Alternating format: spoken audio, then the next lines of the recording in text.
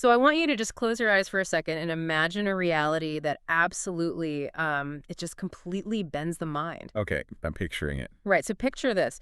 You are standing on the rocky, like, heavily forested shores of North America, Oh, wow. and you look down at the soil and you see human footprints. Yeah. But here is the catch that completely shatters the timeline most of us, hold in our heads. The year is not 1492. Right, not even close. No, it is right around the year 1000. Which is incredible. I mean, that is a full 500 years before Christopher Columbus ever convinced a monarch to fund his voyage across the ocean. Half a millennium. Exactly, half a millennium. And those footprints, they do not belong to Spanish or Italian or Portuguese explorers. They belong to Vikings. It is, it's a historical reality that still feels almost like science fiction when you truly pause to think about it. I just can't get over the logistics of it. We are talking about Norsemen, people who essentially island hop their way across the freezing, violent, like completely unpredictable North Atlantic. And they did it in open wooden boats. Yes, open wooden boats. They didn't just, drift there on a piece of wreckage by accident and wash up dead. No, they navigated. Right, they navigated, they made landfall, they walked on an entirely new continent, while the rest of Europe was completely oblivious to the fact that half the globe even existed. And what we need to establish right at the top of this deep dive is that we aren't dealing in campfire legends here. Definitely not. We aren't asking you to blindly trust a dusty medieval text filled with, dragons and sea monsters. Because for a long time, the academic world really did treat these stories as purely mythological, right? They absolutely did. But in the 1960s, undeniable, physical, archaeological proof of a genuine Norse settlement was unearthed in Newfoundland, Canada. It's just wild. It is. They were there. The evidence is literally carved into the North American ground. Which sets the perfect stage for our entire mission today. We are taking a deep dive into the absolute limit of the Viking expansion. Like, we want to understand how they pushed the boundaries of the known world until there was quite literally no more map left to sail off. The absolute edge. Exactly. And to do that, we're going to focus the lens on two truly larger-than-life figures. First, Erik the Red, an exiled, highly violent troublemaker who founds a precarious colony on the edge of the world. Right. And second, his son, Leif Erikson, who uses his father's colony as a launch pad, sails past that edge and steps onto a completely new world. It is such a phenomenal story, but it's not just a story of heroism or wanderlust. No. No, it is deeply rooted in necessity, survival, and frankly, legal mechanics. Because to understand how the Norse got to North America, you have to understand the man who forced them into the deep Atlantic in the first place. The troublemaker himself. Exactly. You have to look closely at Erik the Red. So let's start with the father then, Erik Thorvaldsson, known across the historical record as Erik the Red. And the sagas hint that he earned this moniker for two very distinct reasons. First, the physical. He supposedly had bright, fiery red hair and a massive red beard. Naturally. But second, and far more consequentially, he had an equally fiery, utterly explosive temper. Oh, absolutely. Like, if you take away just one defining character trait about Erik the Red, it should be the man had a very dangerous, very consistent habit of lethal violence. He's a dangerous man to be around, but, it's important to view him in context. How so? Well, violence and exile were practically the family business. Erik didn't invent this lifestyle. He inherited it. Wait, really? Yeah. His father, Thorvald, was actually exiled from Norway for committing a series of killings. So the family is forced to flee west across the sea, and they settle in Iceland. Okay, so he grows up in exile. Right. Erik grows up there as an outsider's son in this rugged frontier society. But rather than keeping his head down and building a quiet life, Erik falls right back into the generational pattern. Of course he does. He gets himself embroiled in bitter feuds in Iceland. Land disputes escalate, pride is challenged, and Erik ends up killing several men. Okay, wait, I want to stop here and really get into the weeds on this. Because the punishment for these killings introduces us to the famous Norse legal system. The outlawry system, yeah. Yeah, the sagas always talk about people being declared an outlaw. And for a modern listener, when we hear outlaw, we think of like Billy the Kid or someone running from the police. But this is completely different, isn't it? Fundamentally different. Norse society in Iceland at this time did not have a state police force. Right. They didn't have prisons. So how do you punish a violent offender? Right. What do? You use social and legal expulsion. The local assembly, known as the Althing, would gather, review the case, and declare you an outlaw. And the mechanics of that are just terrifying. As I understand it, being an outlaw means the assembly officially strips you of your legal personhood. Exactly. You are no longer protected by the social contract. That's the core of it. You possess zero legal rights. Your property can be confiscated, and most importantly, your life is completely forfeited. It's like the movie The Purge, but applied to only one specific person. That's a great way to put it, yeah. You are basically told you have a small window of time to leave this island for 3 years. If you do not leave, or if anyone finds you before you set sail, literally anyone on this island is legally allowed to kill you with total impunity. Anyone at all. If a neighbor you've never even met decides to hack you down in a field, they face no murder charges. There is no blood money to be paid to your family. It is legalized, state-sanctioned open season on your life. It was a weaponized form of societal isolation. The entire population is suddenly incentivized, or at least permitted, to end you. Which is terrifying. It really is. Now, consider what a normal person would do in Erik's position.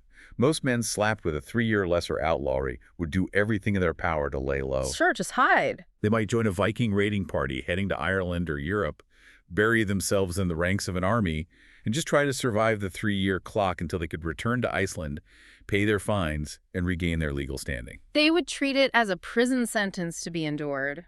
But Erik doesn't do that. He doesn't. And this is where we see the psychological brilliance, or perhaps the sheer stubborn arrogance, of Erik the Red. Probably a bit of both. Probably. He is a violent man running out of geography. Norway kicked his family out. Now Iceland has kicked him out. He is essentially trapped. Right. But instead of groveling or hiding in Europe, he leans into rumors.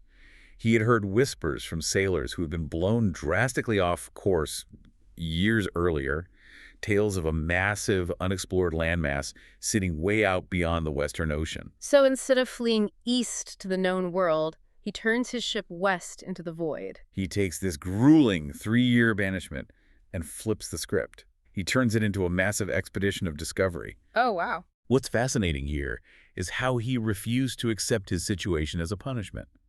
He weaponizes his own exile. Banishment becomes exploration. I love that framing so much. It's like, you can't fire me, I quit, I'm going to go find my own country. Yeah, exactly. And the wild thing is he actually pulls it off.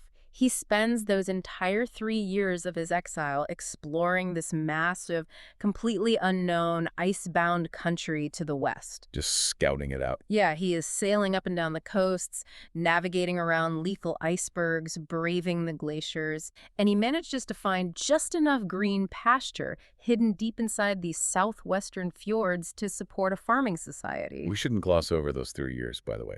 He wasn't just surviving on a beach, eating whatever he could forage. Oh, really? No. He scouted the landmass with a highly strategic, calculating eye. He was assessing the environment. He was looking for deep fjords that would offer protection from the ocean storms. Oh, that makes sense. He was testing the soil to see if it could sustain grazing animals. He was actively looking for a place to build a society from scratch. Which leads to my absolute favorite part of this story. After 3 years of living in this frozen wilderness, his term of exile is officially up. He survived. He is legally allowed to return to Iceland. And he does. But he doesn't go back to apologize or integrate back into the society that kicked him out. He goes back to recruit. Yes, he does. He has developed this grand vision of leading a massive fleet of settlers back to this new land. He wants to set himself up as the paramount chieftain, like the founding father of a new world. The ultimate comeback. But here is the massive logistical problem. How on earth do you convince people to leave their established homes and sail to a terrifying icy wasteland at the edge of the world? Well, you rely on what we might call highly creative marketing. Or, more bluntly, you lie to them. Huh. He's the patron saint of shady real estate developers. He really is. He decides to name this freezing, glacier-covered rock Greenland. And the historical sources are remarkably transparent about this. The sagas explicitly state that he reasoned people would be far more eager to pack up their entire lives and cross a lethal ocean if the destination had an attractive, promising name. The irony of Norse naming conventions is just brilliant. It really is. In a previous deep dive, we examined the discovery of Iceland by a man named Raven Floki. Right, Floki. Floki arrived at an island that was actually quite lush, heavily forested at the time, and highly livable. But he suffered through a single terrible winter, lost his livestock because he failed to gather hay, got miserable, and slapped the island with the bleakest name imaginable, Iceland. A completely green land, and he called it Iceland. And now, just a few generations later, Erik the Red does the exact opposite. He takes a harsh, unforgiving landmass where the vast majority of the interior is literally a permanent mile-thick ice sheet, and he brands it Greenland. It's hilarious. The naming of both of these major North Atlantic islands was completely backward from their physical reality. Erik's move was a brazen, calculated act of historical marketing fraud. But the craziest part is that it worked. The pitch landed. People bought into the dream.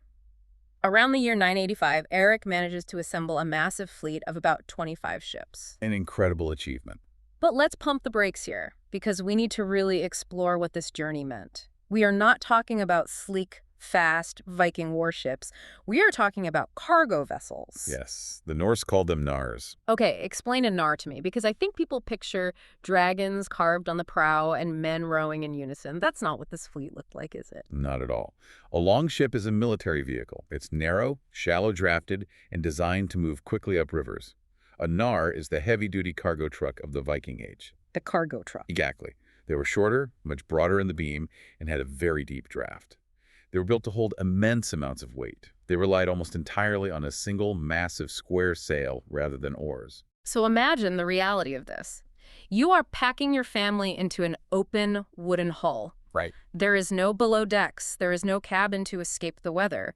You are sharing this open deck with your cattle, your sheep, your pigs. It would be incredibly crowded. You have all your seed, your iron tools, your winter clothing. It must have smelled horrific. The freezing ocean spray is constantly washing over the gunnels, and you are staring out at hundreds of miles of the most unpredictable, violent ocean waters on the planet. And you have no compass. The navigational challenges were immense. They relied on solar compasses, reading the behavior of seabirds, understanding the patterns of the ocean swells, and perhaps using sunstones to locate the sun on cloudy days. Just incredible seamanship. Truly. But even with all that inherited maritime genius, they were at the mercy of the North Atlantic weather systems. Right. And the cost was catastrophic. Yeah, that's the statistic that just stops you in your tracks. Out of the 25 ships that set sail from Iceland, packed to the brim with families and livestock, only about 14 actually arrived in Greenland. It is a devastating loss of human life. 10 or 11 of those ships were simply swallowed by the sea. They were either wrecked by storms, smashed against icebergs, or the crews were so battered they were forced to turn back in defeat. Just gone. That means nearly half of everyone who bought into Erik's pitch drowned. We're talking about a mortality rate approaching 40%. It requires a profound leap of empathy to understand the mindset of those settlers. Think about the sheer desperation or the staggering ambition required to make that choice. I can't even imagine. Why would a farmer in Iceland look at a 40% chance of drowning his own children and decide that it was an acceptable risk? That's the question, isn't it? Was Iceland really that terrible? Well, it was a matter of carrying capacity. All the good arable land in Iceland had already been claimed by the early generations of settlers. Oh, so it was full. Basically, yes. If you were a younger son or a newly freed person or someone who had lost out in a local feud, your prospects were incredibly bleak.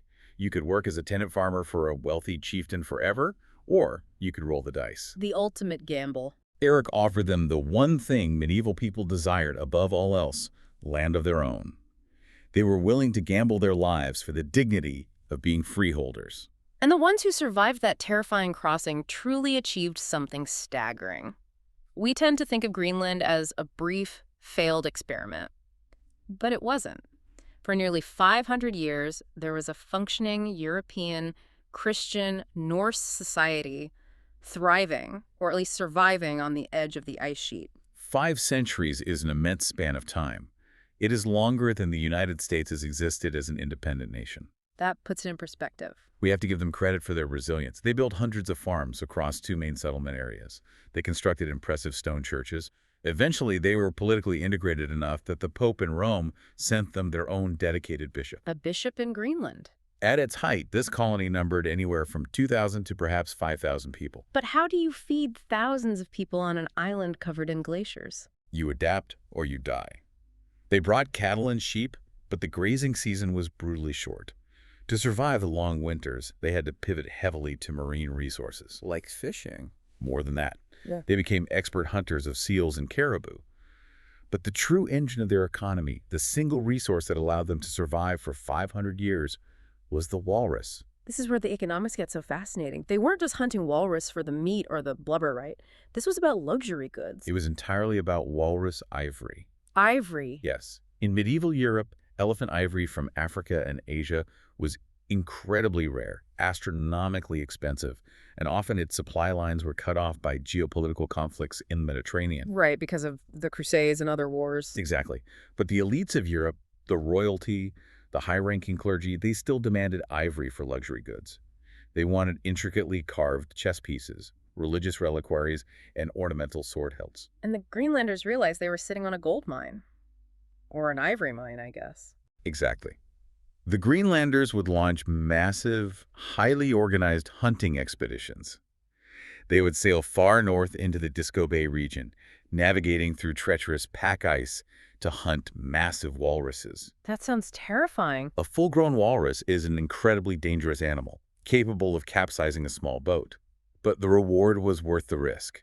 They would harvest the ivory tusks, render the blubber into oil, and use these commodities to trade with merchants coming from Norway or Iceland. It was the absolute economic lifeline of the colony. Because no matter how tough the Greenlanders were, there were fundamental things they simply could not produce themselves. They needed the outside world. Right. They couldn't grow wheat, so they needed imported grain. But more importantly, they needed iron to forge tools and weapons, and they desperately needed timber to build houses and repair their ships. The timber issue cannot be overstated. Without wood, you cannot repair a gnar. And if you can't repair the ship... If you cannot repair a gnar, you cannot trade. And if you cannot trade, you cannot get iron. It was a highly precarious, fragile economy, hanging by a thread stretched across a lethal ocean. Oh, and as a quick aside, if you happen to watch the historical drama Vikings Valhalla, this is exactly the transition the television series is capturing right now. Oh, right, yes. Yeah, the show focuses on this later generation. They are the descendants of the early Great Raiders who terrorized England, but now they are being forced to push west into these harsh, remote frontiers. It's a very different vibe from the early raids. Exactly. The show depicts Greenland as this rugged, clinging, desperate place that is still holding on to the old pagan gods while the rest of the Norse world is Christianizing. It perfectly captures that gritty, isolated character of the farthest Norse frontier. It was a frontier in every sense. But when discussing the Greenland colony, we also have to examine its tragic conclusion. Because after 5 centuries of survival, sometime in the middle of the 1400s, the colony simply vanished. Just disappeared. No one knows the exact date of the final resident's death. The settlements were just left empty. The church bells went silent. What actually happened to them? Was it a plague? A massacre? If we connect this to the bigger picture, when you look at the environmental and archaeological data, it wasn't a single cinematic disaster. It was a tragic, slow-motion convergence of compounding factors. First and foremost, the climate turned aggressively against them. The climate? Yes. The onset of a period climatologists call the Little Ice Age proved catastrophic for Greenland. Break that down for me. How does a drop in average temperature actually destroy a society? It's all about margins. Sure. The Greenland farms were already operating on the absolute razor's edge of viability. When the Little Ice Age began, average temperatures dropped by just a few degrees, but the cascading effects were immense. Because their summers were already so short. Precisely. The growing seasons, already short, became too brief to grow enough hay to keep the cattle alive through the winter. The winters themselves became brutally colder and longer, but the most devastating impact was on the ocean. The cooling climate caused the Arctic pack ice to expand further south. Which chokes off the shipping lanes. Exactly. The sea ice physically blocked the fjords for much of the year. It made the already dangerous voyage from Europe nearly suicidal. Ships simply stopped coming. And as if that wasn't bad enough, the bottom fell out of their economy, right? The European ivory market shifted. As trade routes in the Mediterranean and Africa opened back up, elephant ivory began flowing into Europe more easily and cheaply. Oh, wow. Suddenly, the demand for Greenland's walrus ivory collapsed. The merchants stopped risking their ships to sail to Greenland because the cargo was no longer profitable. So they were freezing, they were starving, their ships are rotting because they have no timber, and the one thing they have of value is suddenly worthless to the outside world. Add to that the growing isolation and the increasing contact and likely conflict with the expanding Thule Inuit populations who were highly adapted to the colder climate and moving south into the Norse hunting grounds. They were just squeezed out. The Norse society in Greenland simply reached too far. They were cut off, outcompeted, and the world slowly extinguished them. It's deeply haunting. The idea of the last generation of Norse Greenlanders standing on the shores, looking out at the pack ice, waiting for a ship from Europe that is never going to come. It's a very bleak image. Before the darkness fell on Greenland back during its vigorous, ambitious early days, the colony served as a launch pad because Erik the Red had a son. Leif Erikson. Leif Erikson.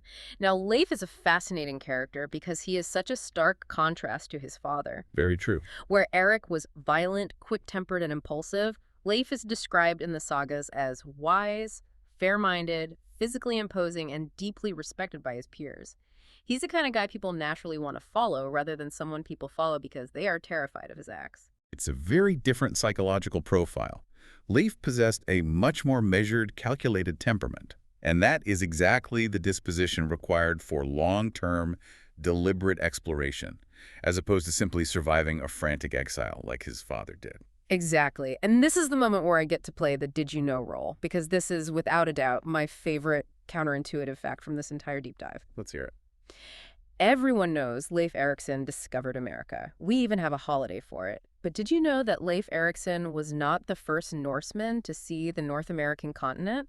It's true. The historical sagas are actually completely transparent on this point. They don't try to hide it to make Leif look better. No, they don't. The first European to actually lay eyes on North America was a relatively obscure Norse trader named Bjarni Herjolfsson. Poor Bjarni. He gets absolutely none of the glory. None at all. So, the story goes that a few years before Leif's famous voyage, Bjarni is trying to sail from Iceland to Greenland to spend the winter with his father.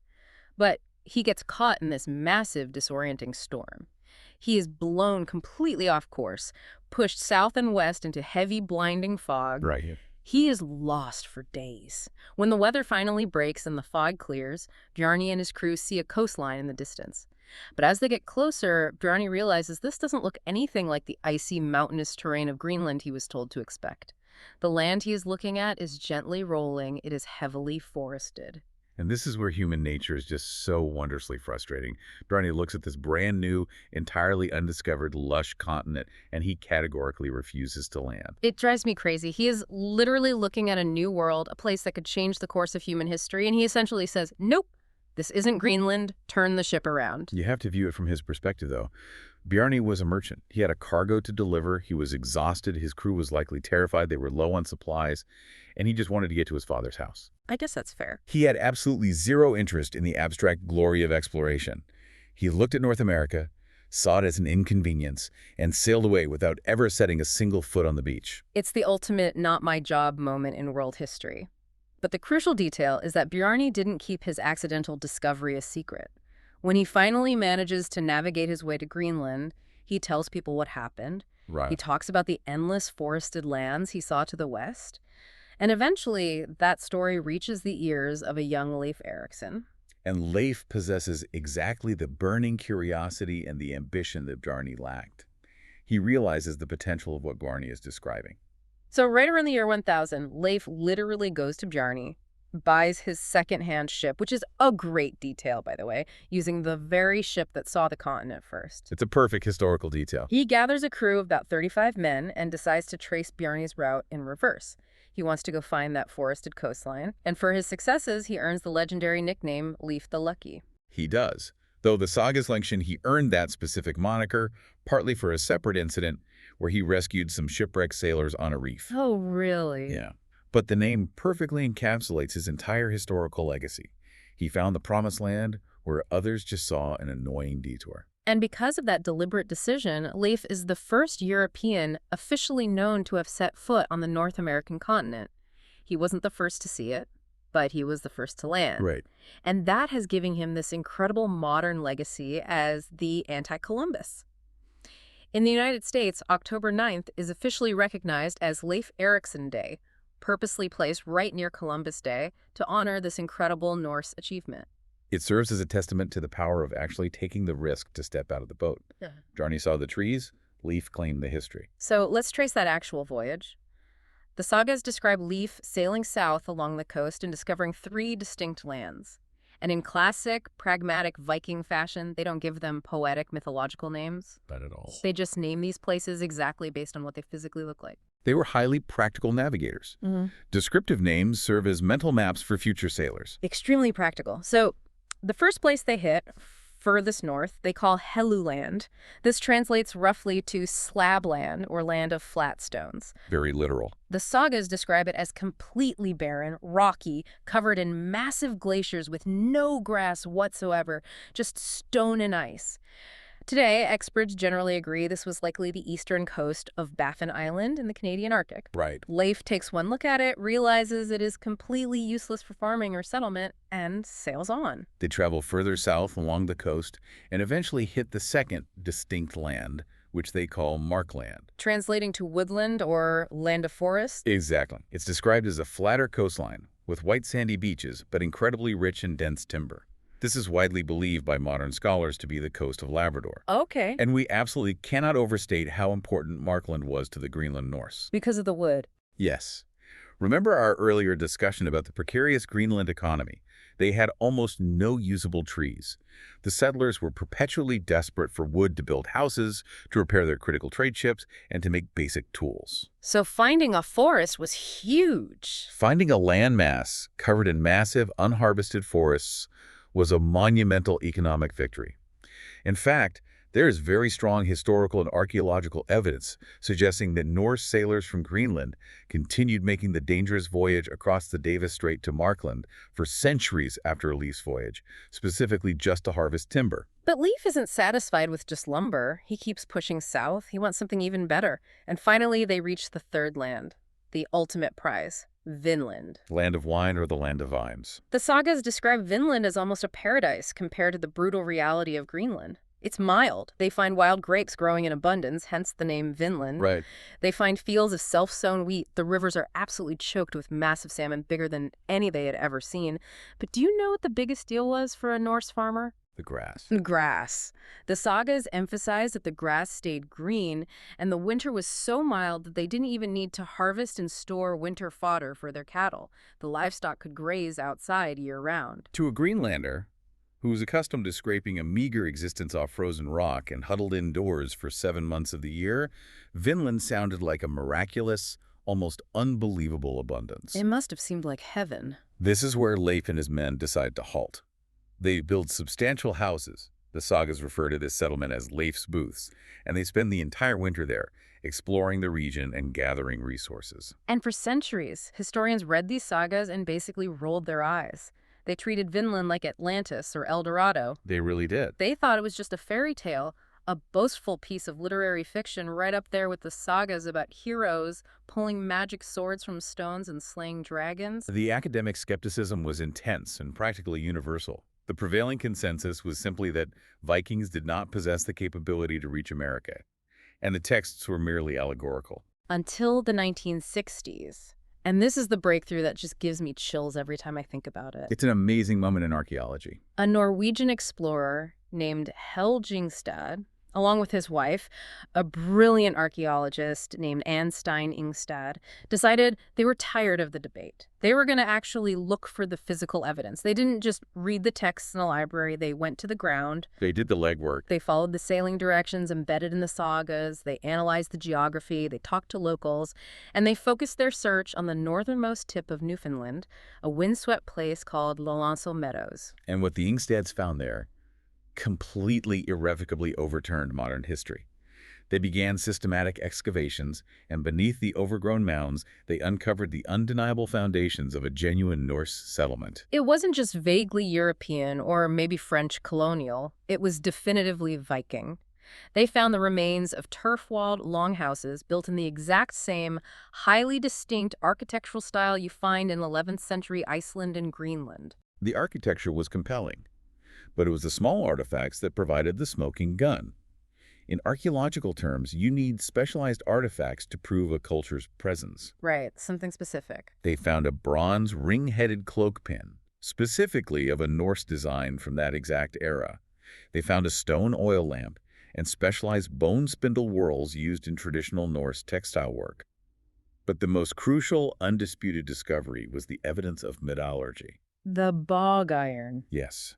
They found a smithy that had been used to process and smelt bog iron. Wait, pause here. I've always heard this term bog iron thrown around when talking about Vikings, but how does that actually work? Are they just digging wet mud out of a swamp and throwing it in a fire? It's actually a fascinating geological and biological process. In certain peat bogs, groundwater carries dissolved iron from nearby mountains. Okay. When that iron-rich water hits the oxygenated environment of the bog, specialized bacteria actually process it, and iron deposits precipitate out, forming these small, pea-sized nodules in the mud. Wow, bacteria do the work. Basically, yes. The Norse possessed the highly specialized metallurgical knowledge to locate these bogs, harvest the nodules, and build a specific type of clay-lined furnace. They would pump it with bellows to reach incredible temperatures, smelt the nodules, and extract usable iron for nails and ship rivets. And doing that leaves a trace. It leaves a massive trace. The smelting process produces a heavy, glassy, chemical waste known as iron slag. Ah, okay. And that slag is completely impervious to time. It sits in the soil for 1,000 years. Now, the indigenous peoples of that specific region in North America were brilliant at working copper and stone, but they did not smelt iron. So it had to be the Norse. Exactly. So when the Inkstads dug into Meadows and found iron slag alongside a Norse anvil stone, it was an absolute lock. It was an undeniable European technological fingerprint. And when they ran radiocarbon dating on the wooden artifacts found at the site, the results clustered perfectly around the year 1000. It matched the saga timeline flawlessly. Boom! Undeniable proof. The Vikings reached America. Meadows is now a UNESCO World Heritage Site because it is the physical anchor of this massive historical achievement. But, and I think this is a great piece of nuance to add, Meadows probably isn't actually Vinland itself, is it? That is the current consensus. The geography and the botany of northern Newfoundland don't quite match the saga's description of the land of vines. Because of the grapes. Right, wild grapes absolutely do not grow that far north. The climate is too harsh. Most scholars now believe that Meadows wasn't the final destination, but rather a fortified base camp. A staging ground. It was a secure gateway, a place to repair ships, wait out the harsh winter storms, and act as a staging ground. From there, smaller Norse expeditionary parties would push much further south, into the warmer climates around the Gulf of St. Lawrence, or perhaps even New Brunswick, where the wild grapes actually grew. And we know for a fact they went further south because of a nut. Yes, the archaeological discovery of butternuts, also known as white walnuts, at the Meadows site. And why is a butternut so important? Because butternut trees do not grow in Newfoundland. They never have. Their northernmost range is much further south, in warmer, deciduous environments. The fact that the Norse brought butternuts back to their base camp proves definitively that they were exploring deep into the richer, milder territories of North America. Okay, so Leif and his successors arrive in this incredibly rich, fertile land. But this brings us to a massive, crucial shift in our story. When the Norse arrived in Iceland, it was uninhabited. When Erik the Red arrived in Greenland, it was effectively empty in the southern fjords where he chose to settle. Right. But North America was absolutely not empty. No, it was home to massive, complex, deeply established populations of indigenous peoples, Native American nations, and in the more northern coastal regions, the ancestors of the indigenous groups the Norse would encounter. Which means we are talking about a monumental moment in human history, the very first recorded contact between Europeans and the indigenous peoples of the Americas. And the sagas record this contact with surprising detail. The Norse referred to these indigenous peoples collectively as Skraelings. Which is a controversial term, right? It is heavily debated by linguists. It was generally a somewhat derogatory term, perhaps meaning something akin to wretches, or perhaps referring to the animal skins they wore for clothing. And when you read the saga accounts, the encounters follow a tragic, almost depressingly inevitable pattern. Very familiar pattern. At first, the contact is cautious. There is wary trade. The sagas actually mention the indigenous people being incredibly interested in trading their valuable animal pelts for red woolen cloth from the Vikings. They would tie the red cloth around their heads, but very quickly that fragile, wary trade breaks down into misunderstanding, hostility, and ultimately lethal violence. There are sudden skirmishes. People are killed on both sides. It was a violent collision of two completely alien cultures with no shared language, no shared customs, and absolutely no framework for diplomacy. And neither side is backing down. And neither side was willing to simply submit to the other. But this raises an incredibly important point about logistics, warfare, and historical outcomes. Right. The indigenous people were on their home turf. They knew the land, the seasons, the waterways intimately. They were well established, and crucially, they possessed massive demographic superiority. They were not going to simply allow these strange, heavily armed newcomers to build permanent settlements and take their resources. Which leads to the massive question everyone always asks. When we compare this Norse expedition to Christopher Columbus arriving 500 years later, the outcomes are completely different. Why didn't the Vikings conquer America? The difference comes down entirely to technological and demographic advantages. What do you mean? When Columbus and the subsequent waves of European conquistadors arrived in the late 15th and 16th centuries, they brought a devastating toolkit that fundamentally altered the balance of power. They had gunpowder, they had forged plate steel armor and steel rapiers, they had cavalry horses, provided a massive, terrifying tactical advantage against infantry. And, most tragically and consequentially, they brought diseases. Yes, they brought smallpox, measles, influenza diseases that swept through the Americas and wiped out staggering percentages of the indigenous populations, collapsing entire empires before the Europeans even engaged them in battle. It's devastating. But the Norse, in the year 1000, had absolutely none of those overwhelming advantages. They didn't have guns, they fought with swords and spears. Which match up pretty evenly against native weapons. Exactly. They had iron weapons, yes, but a stone-tipped arrow fired from a Native American bow is just as lethal if it hits you in the chest. They didn't have horses, and they didn't bring world-ending plagues. It was a much more level playing field. And on top of that, let's talk about the supply chain. Think of the Viking expansion to America like trying to build a modern colony on Mars, but your only supply ship is a rowboat. That's a great analogy. They were at the end of the most ridiculous, stretched-out supply line in human history. It was an impossible logistical nightmare. If you are a Viking in Vinland and you get attacked and you need reinforcements, your supply line stretches from Newfoundland across the treacherous ocean to Greenland. Which takes weeks. But Greenland doesn't have a massive army, so you have to send word across another ocean to Iceland. And Iceland doesn't have an army either, so you have to send word all the way back to the king in Norway. It's completely absurd. It would take months for a message to even arrive, assuming the ship didn't sink, and another year to assemble a fleet. By the time your backup arrives, the war has been over for a year and you're dead. Exactly. Yeah. They were vastly outnumbered by organized indigenous nations who were fiercely defending their home. The Norse simply could not win a war of attrition. Every man they lost was irreplaceable. And so, faced with constant hostility and realizing the impossibility of their situation, the colony failed. They packed up their ships and left. The native peoples of North America successfully repelled the very first European attempt at colonization. They did. They quite literally sent the Vikings packing. Which is a remarkable historical fact that rarely gets the attention it deserves. The Norse possessed the unparalleled navigational genius to reach the continent, but they completely lacked the demographic weight, the political backing, and the resources to hold it against a determined indigenous resistance. But before the Norse abandoned the continent entirely, the sagas give us one of the most incredible, vivid stories of this cultural conflict.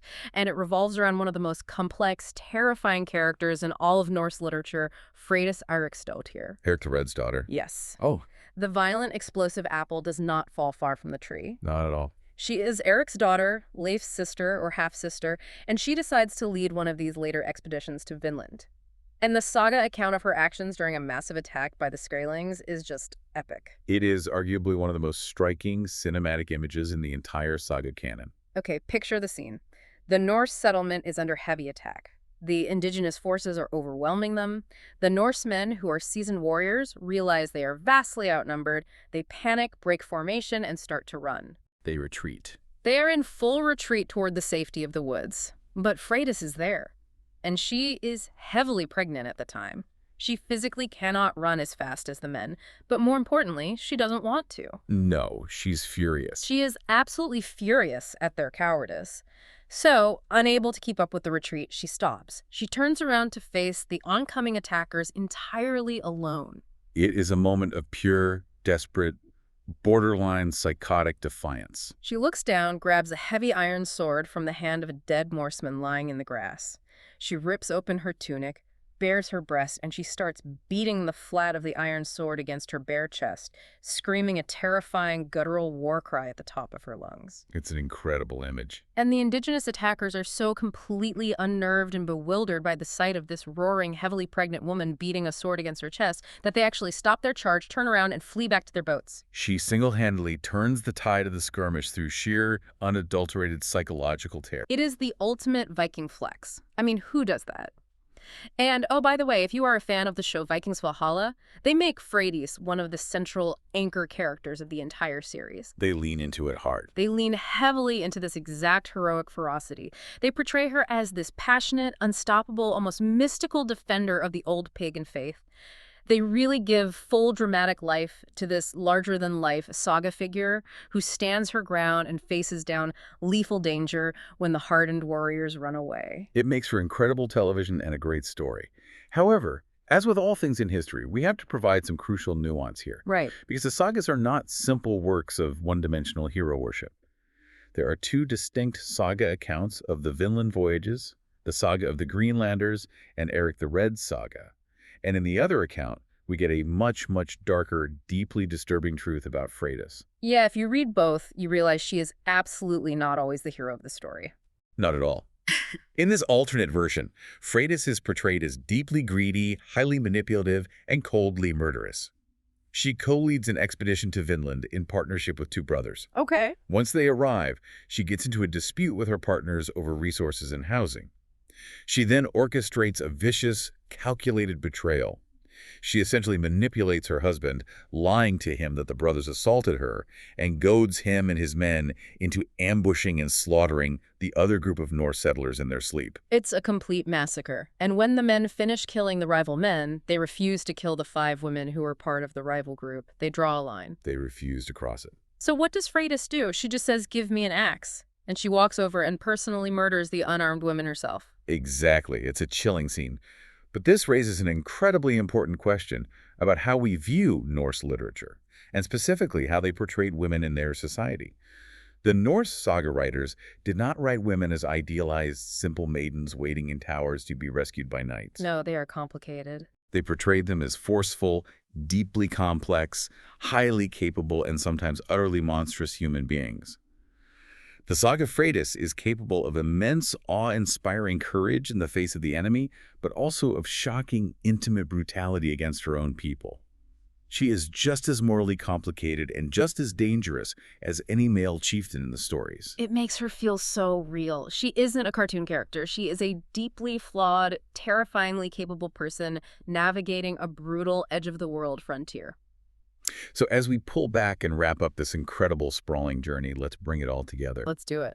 What are the 3 big takeaways from these Western voyages? Why does all of this matter to us today? Number 1, I think, is just about the sheer farthest reach of these people. Yes. Think about the mind-boggling geographical span of this civilization. In our previous deep dives, we've talked about Vikings sailing down the Volga River, trading for the silver of Baghdad in the Middle East. We've talked about them raiding the sun-baked coasts of North Africa and Sicily. And now we see that exact same civilization crossing the freezing expanse of the North Atlantic in open wooden boats to stand on the rocky shores of North America. It is a testament to unparalleled navigational genius, shipbuilding technology, and an absolute refusal to be contained by the map. Number 2 is the ultimate historical what-if. For a brief, fleeting moment, right around the year 1000, 2 entirely isolated worlds touched. The European and the American continents made contact. But the spark didn't catch. The door closed. The supply lines were too impossibly long, the Norse were far too few in number, and the indigenous resistance was too strong. The door between the worlds opened just a crack, and then it slammed shut for another 5 centuries. But just imagine if it hadn't. Imagine the climate was warmer, if the Norse had established a permanent, thriving foothold. The entire geopolitical, cultural, and biological history of the globe would be radically unrecognizable today. It genuinely breaks your brain to think about the butterfly effect of a permanent Viking America. And finally, number 3, this whole story is the pure, distilled essence of the Viking spirit. It really is. Let's remember how this started. There was no king in Norway ordering Erik the Red to go build a colony for the crown. There was no massive, wealthy empire funding Leif Erikson to go find Vinland. There was no strategic military necessity. Exactly. They sailed off the edge of the map simply out of curiosity, a desire for personal land, ambition, and a deep cultural restlessness. Erik the Red took the ultimate punishment, social death, and exile, and turned it into the foundation of a 500-year society. An incredible pivot. Leif Erikson took a vague rumor from a lost, annoyed sailor and turned it into the discovery of a continent. That is fundamentally who they were. It is a powerful legacy. And I think it leaves you with a final thought to ponder, something that builds on that what-if scenario we just discussed. Consider what it means that history often hinges not just on who discovers a place, but when they arrive in the timeline of human development. The idea that timing is literally everything. It is. The Vikings possessed unparalleled Iron Age navigational genius. They could physically cross the ocean. But they lacked the demographic weight, the industrial supply chains, and the technological advantages of the later European eras. Right. Was their failure to hold Vinland simply a matter of bad luck? Or was it actually a brilliant, tragic testament to the fact that they were pushing against the absolute extreme physical limits of what humanity could possibly achieve at that exact moment in time? They went as far as humanly possible, utilizing every ounce of skill they had until the physical reality of the world simply pushed back. That is an incredible thought to end on. They didn't fail because they were weak. They just hit the absolute physical limit of their era's technology. Well, from the frozen, icy fringes of the West, we're going to pivot entirely. From a teenager surviving a bloody, muddy battlefield in Norway to serving in the elite Varangian Guard in the Golden City of Constantinople, all the way to the violent, earth-shaking end of the Viking Age in 1066. Next time on the Deep Dive, Harold Hoardrada. Until next time, Scal.